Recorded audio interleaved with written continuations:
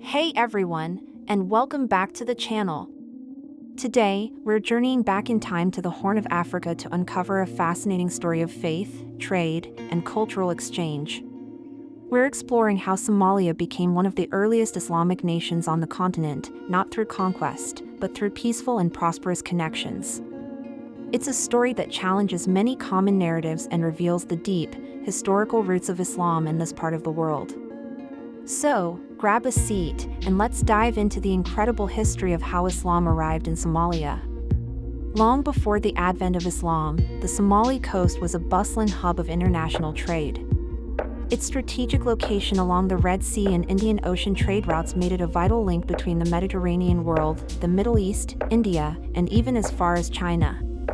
Ancient Egyptians, Romans, and Persians all knew of this land of Punt, a region renowned for its valuable resources like frankincense, myrrh, ivory, and exotic animals. Cities like Opone, which many historians identify with the modern-day Hafin, were thriving ports filled with merchants from across the known world. This pre-existing network of global trade created a society that was naturally open to new people, new ideas, and new cultures. It was this very openness that would set the stage for the arrival of a new faith. The Somalis weren't isolated, they were cosmopolitan, experienced sailors and traders who were already connected to the Arabian Peninsula long before the first revelations of Islam. Now, picture this, it's the early 7th century in Mecca. The Prophet Muhammad has begun his mission. But he and his small group of followers are facing intense persecution. Seeking refuge, the Prophet advised some of his companions to migrate. And where did they go? Not north, but south, across the Red Sea to the Kingdom of Aksum in modern-day Ethiopia and Eritrea.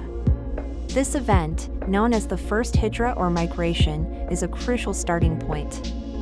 While the migrants found safety in the Christian Kingdom of Aksum, their journey brought them into direct contact with the Horn of Africa. This was the first time the message of Islam physically reached the region. Some of these early Muslims, including relatives of the Prophet, may have traveled along the coast, interacting with Somali communities and sharing their newfound faith.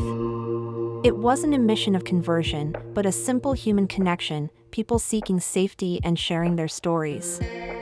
This initial contact planted the very first seeds of Islam in the soil of East Africa, peacefully and through personal interaction. As Islam grew and unified the Arabian Peninsula, Arab merchants, who had been trading with the Somali coast for centuries, now carried their faith along with their goods. Unlike conquests that were happening elsewhere, the spread of Islam in Somalia was overwhelmingly organic and driven by commerce.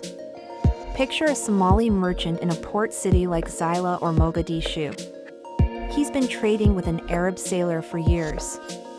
They trust each other. Over time, the Arab sailor shares his beliefs, his practices, and the principles of his faith. The Somali merchant sees the honesty, the fairness in trade, and the sense of community that Islam promotes. It's appealing. There was no army, no coercion. It was a person-to-person exchange built on existing relationships of trust and mutual benefit. These Arab and Persian traders didn't just sell spices and textiles, they brought a new worldview. They married into local Somali clans, integrating themselves into the society. Their children were raised as Muslims within Somali culture, creating a unique fusion of identities. This process was gradual, taking place over generations, and allowed Islam to become woven into the very fabric of Somali society, not as a foreign imposition, but as a deeply personal and communal choice. One of the most powerful drivers of Islam's spread was the appeal of its universal message. For the diverse clans living along the Somali coast, Islam offered a unifying identity that transcended traditional kinship lines. It provided a common legal framework, Sharia, which helped regulate trade, resolve disputes, and create a more stable and predictable society. This was incredibly